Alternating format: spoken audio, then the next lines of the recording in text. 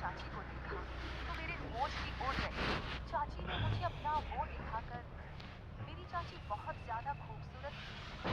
वह लगती ही नहीं थी कि वह एक शादीशुदा औरत है। उस वक्त मैं अपने चाचा के घर रहने आया था, क्योंकि मम्मी पापा दोनों बाहर विदेश जा रहे थे। पहले जब चाचू पापा को मुबारकबाद देने आए, तो उन्होंने पापा से जाते हुए कहा कि राहुल को हमारे घर छोड़ जाए।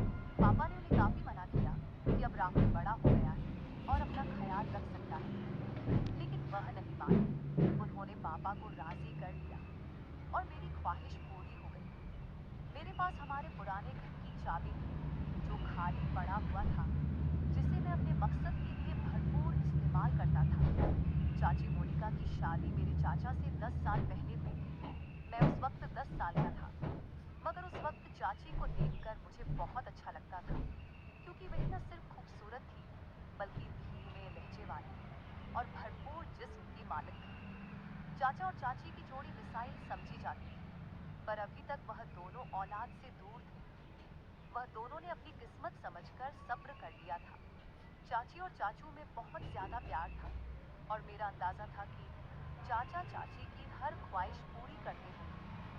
शादी के बाद चाची का बदन बहुत दिलकश हो गया था।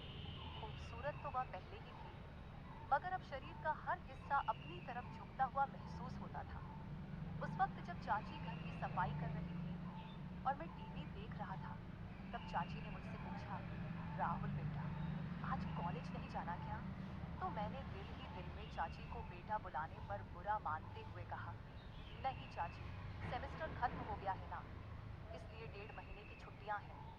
चाची ने सर हिलाया और झुककर मेज पर कपड़ा मारने लगी।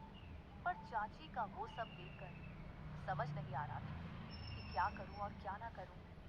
मुझे चाची के घर आए हुए 2 दिन गुजर चुके थे। रात को खाने की मेज पर चाचू ने चाची से कहा कि मुझे 20 दिन के लिए लाहौर जाना है। अगर मुझे ज्यादा दिनों के लिए बाहर जाना होता, तो वह चाची को भी साथ ले जाते। मगर इस दफा मैं चाची के घर पर था, तो उन्होंने अकेले जाना ही मुनासिब समझा। मैंने चाची का रूटीन और उनकी आदतों का अच्छी तरह से अभ्यास किया था। मैंने देखा कि वह चाय का इस्तेमाल ज्यादा करती है, और वह चाय में दूध बहुत डालती है, और मुझे डब्बे का दूध पीने की आदत थी। अगले दिन हम दोस्त आपस में मिलकर एक दूसरे के साथ मजाक कर रहे थे, और मैं जो कुछ बकवास कर रहा था, वह बहुत गलत था। मेरी बातें सुनकर चाची बहुत हैरान हो गई। फिर उन्होंने मुझे अपनी आवाज देकर अपनी मौजूदगी का एहसास दिलाने की कोशिश की, लेकिन म्यूजिक की वजह से मुझे कुछ सुनाई नहीं दे रहा था। मेरी बकवास बातें काफी देर तक सुनती रही, और फिर उठकर अपने कमरे में चली गई। थोड़ी देर बाद मैं चाची के पास गया और कहा, मुझे चाय पीनी है चाची। चाची ने मुस्कुराकर कहा, क्यों नहीं मेरे बच्चे, बस 2 मिनट में फ्रेश होकर आती हूँ, फिर बना देती हूँ। वह उठकर बाथरूम की तरफ चली गई। मैं गैलरी में आकर बैठ गया और सामने लॉन और फूलों को देखने लगा। एक फूल मुझे पसंद आ गया। मैंने उसे करीब जाकर देखा और फिर उसे तोड़ दिया। चाची मुझे आवाज दे रही थी। मैंने जवाब दिया, मैं बाहर हूँ। तो वह हाथ में ट्रे लेकर बाहर आई, जिसमें 2 कप चाय थी। उन्होंने एक कप मुझे पकड़ाया और दूसरा खुद उठकर मेज पर रख दिया। मैंने वह फूल जो हाथ में पड़ा हुआ था, चाची की तरफ बढ़ा दिया। शुक्रिया मेरे बच्चे। मेरे सारे अरमानों पर पानी पड़ गया था। मैंने चाची की तरफ देखा और कहा, चाची बोर नहीं होती आप सारा दिन घर में रह रहकर? मैं तो बोर हो गया हूँ। हम कहीं बाहर घूमने चलते हैं। चाची ने कहा, नहीं समी, मैं तो तुम्हारे चाचा के साथ हर जगह जाती हूँ, लेकिन मैं उनके बगैर कहीं नहीं जाती। मैं खामोश होकर चाय पीने लगा। रात के खाने के बाद मैंने एक मूवी लगाई और बैठकर देखने लगा। चाची भी मेरे पास आकर बैठ गई और मूवी देखने लगी। चाची ने जब देखा कि यह वही बकवास हो रही है जो मैं दोपहर को गेम खेलते वक्त कर रहा था, तो उन्होंने कहा, अच्छा, तो ये सारी बकवास बातें तुमने यहाँ से सीखी है? वह बोली, बेटा ये तो बहुत गलत बात है। तुम बहुत ही गलत भाषा इस्तेमाल करते हो। शर्म से मेरे पसीने छूट गए। चाची ने फिर से कहा कि मैं तुम्हारे पापा से बात करूंगी कि तुम पर नजर रखें। तुम हाथ से निकलते जा रहे हो। मैंने नजर उठाकर देखा और चाची से कहा, गलती हो गई चाची, मुझे माफ कर दो। पर क्या करूं, सभी लड़के इसी तरह की मूवी देखते हैं, मुझे भी उन्हें जवाब देना होता है, तो इस तरह की बातें मुंह से निकलती हैं। मेरी बात सुनकर चाची हंसने लगी और बोली कि डरो मत, मैं किसी से कुछ नहीं कहूँगी। मुझे पता है कि तुम लड़के किस तरह की बातें करते हो। अच्छा ठीक है, और कोई मूवी लगाओ। ये क्या लगाया हुआ है? तब जाकर मेरी सांस में सांस आई और मैंने चाची से पूछा कि चाची मैं कौन सी मूवी लगाऊं? उन्होंने कहा कि कोई इंडियन मूवी लगाओ। मैंने कोई इंडियन मूवी लगा दी। चाची मूवी देख रही थी और मैं चोरी चोरी चाची को देख रहा था। चाची ने अपनी एक टांग उठाकर दूसरी टांग पर रखी और सोफे की टेक और बाजू से लगकर आराम से बैठ गई। फिर मैंने भी अपनी एक टांग उठाकर अपनी दूसरी टांग पर रखी। मुझे लगा कि चाची ने मेरी इस हरकत को नोट किया है और उनके चेहरे पर हल्की सी मुस्कुराहट आ गई। मैं भी चाची की तरह दूसरे कोने पर बैठा हुआ था। फिर चाची ने मुस्कुराते हुए अपनी पोजीशन सही की और मैंने भी उनको देखा और सही होकर बैठने में ही बेहतर समझा। चाची हंसने लगी और बोली, राहुल, तुम मेरी नकल उतार रहे हो।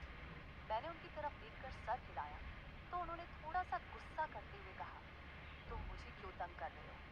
मैंने मुस्कुराकर कहा, आपको तंग करना मुझे अच्छा लगता है। वो बोली, क्यों? मैंने फौरन कहा, कितने दिन हो गए हैं ना, किसी की डांट खाई है, ना किसी से छूते, ऊपर से आप बहुत ही बोर है। मेरी बात सुनकर उनके माथे पर बल पड़े।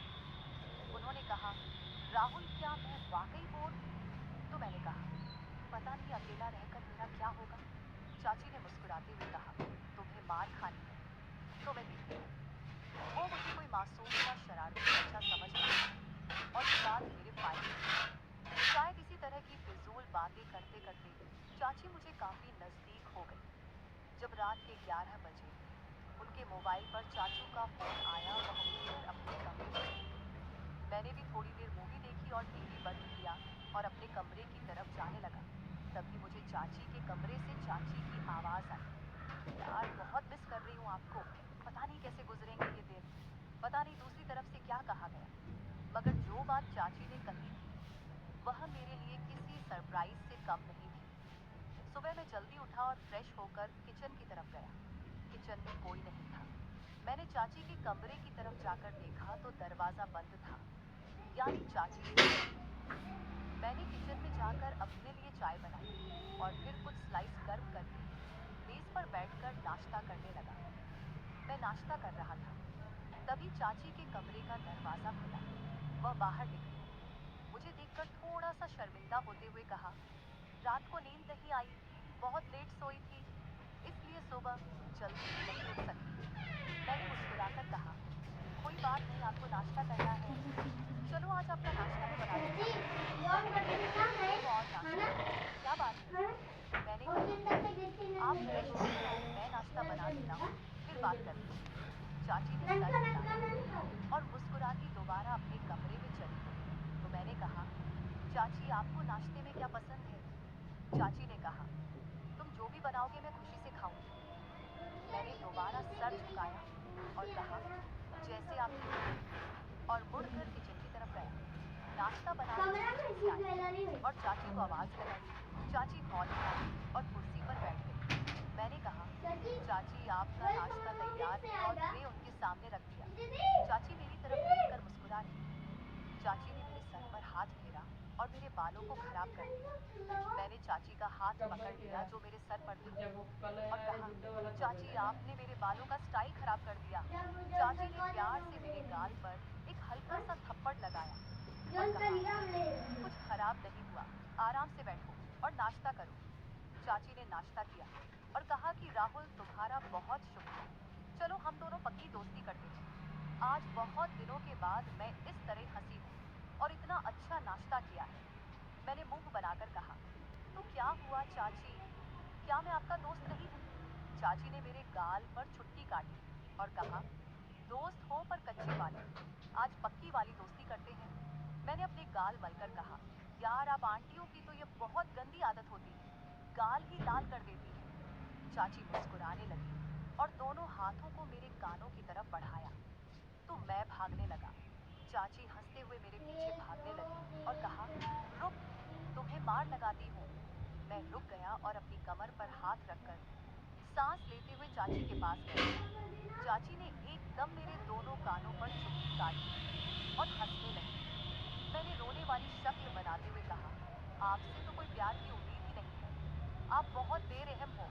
चाची ने हंसते हुए मुझे देखा और जहां मुझे चुटकी काटी थी और वहां प्यार करने लगी और कहा, सॉरी यार। चाची मुझसे अलग हुई और कहा, अच्छा मैं चेंज करके आती हूँ, फिर मार्केट से कुछ सामान लेकर आना है, वह ले आते हैं। मैंने कहा, ठीक है मैं भी चेंज कर लेता हूँ, शायद कोई लड़की मेरे जाल में फंस जाए और मेरे भी मजे हो जाएंगे। चाची ने मुस्कुराते हुए एक थप्पड़ मेरी कमर पर लगाया और कहा, राहुल थोड़ी सी तो शर्म करो। मैंने हैरानी से कहा, किस चीज से? चाची ने कहा, अपनी इस तूफानी हरकतों से। मैंने कहा, यार जिंदगी में थोड़ा सा मजा भी होना चाहिए, वरना तो सारी उम्र आप मुझे किसी काम का नहीं छोड़ेगी। चाची को पहले तो मेरी बात समझ नहीं आई, मगर जब उनको समझ आया तो उन्होंने अपने पाँव से जुती उतारी और कहने लगी, थोड़ी सी तो शर्म करो राहुल। मैं हंसकर अपने कमरे में चला गया। थोड़ी देर बाद मैं कमरे से बाहर आया और सोफे पर बैठकर टीवी देखने लगा। थोड़ी देर में चाची भी बाहर आ गई। जब वह बाहर निकली तो मेरी सांस ऊपर के ऊपर और नीचे की नीचे रह गई। सफेद कलर की कमीज पर नीचे जीन्स में चाची को देखते हुए कहा, मैडम जी का क्या इरादा है? चाची ने पहले अपने आप को देखा और फिर मुझे देखते हुए हैरानी से कहा, क्यों क्या हुआ? मैंने दिल पर हाथ रखते हुए कहा, मैडम आपके दीवाने शहर में हजार होंगे, मगर इतनी सुबह दुकान कौन खोलेगा? चाची को अपनी गलती का एहसास हो गया और बोली, ठीक कह रहे हो। मैंने कहा, मैडम जब आप बाहर निकलती होगी तो लोग आपको ही देखते होंगे। चाची ने मुस्कुराते हुए कहा, राहुल थोड़ी सी शर्म कर, मैं तेरी चाची हूँ। मैंने भी सर झुकाकर कहा, ठीक है चाची। तो वह हंसने लगी और मेरे पास बैठते हुए कहा, बाज नहीं आओगे फ्लर्ट करने से?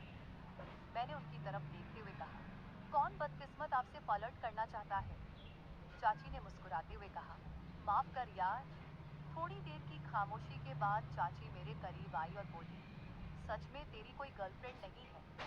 मैंने उनकी तरफ देखा और कहा, कोई आप जैसी मिली ही नहीं, वरना उसे गर्लफ्रेंड क्या अपनी लाइफ पार्टनर बना लेता, चाहे पापा को समझाना पड़ता। चाची ने मुस्कुराते हुए कहा, मैं अच्छी लगती हूँ आपको? तो मैंने भी फिर किसी आशिक की तरह सर झुकाकर हल्का सा कहा, बहुत ज्यादा चाची। चाची ने कहा, तू बाज नहीं आएगा। चाची ने कहा, राहुल दूध ले आओ, खत्म हो गया है। मैंने सर हिलाया और मार्केट की तरफ चला गया। वापस आकर दूध के बर्तन को फ्रीजर में रखा और चाची को बताने उनके कमरे में गया। पर सामने जो मंजर था वह पागल कर देने के लिए काफी था। चाची शायद नहाकर निकली थी और यह वक्त मुझ पर कहर बरसा रहा था और मेरी हालत ऐसी हो गई थी कि टांगों में जान ही ना रही। मैं पलटने ही वाला था कि चाची ने आवाज देकर पूछा, ले आए हो दूध? मेरे हलक से तो जैसे आवाज ही नहीं निकल रही थी। मैंने सर हिलाया तो चाची आहिस्ता आहिस्ता कदमों से चलती हुई मेरी तरफ आई और मेरे चेहरे के नीचे हाथ रखकर कहा, क्या हुआ राहुल? मैंने चेहरा ऊपर उठाया और उनकी आंखों में देखते हुए कहा, कुछ नहीं चाची। चाची ने मेरी आंखों में देखा और कहा, राहुल सच सच बताओ, मेरा इस तरह तुम्हारे सामने आना अच्छा है क्या? मैंने सर हिलाया और दोबारा सर झुकाकर कहा, अगर आपको लग रहा है कि मैं आपकी तरफ अट्रैक्ट हो रहा हूँ तो आप गलत है चाची। चाची आपका जिस्म आपकी मोहब्बत के इजहार का जरिया है, लेकिन यही सब कुछ ठीक नहीं है। चाची ने एक लंबा सांस लिया और मुझे इस तरह देखा जैसे मैं दीवाना हूँ। मैंने दोबारा सर उठाया और कहा, पर मैं यह भी नहीं चाहता कि आप थोड़ी देर के लिए मुझे अपनाएं और फिर जिंदगी भर के लिए मुझे अपने दीदार से महरूम कर दें। चाची के लिए बहुत नाजुक निर्णय था। फिर वह एक तरफ बेड पर बैठ गई और कहा, मेरे पास आओ और यहाँ बैठो। मैं आराम से चलता हुआ उनके पास बैठ गया। उन्होंने मेरा हाथ पकड़कर अपने दूसरे हाथ पर रखा और कहा, समीर जो मिल जाए उस पर शुक्र करना चाहिए।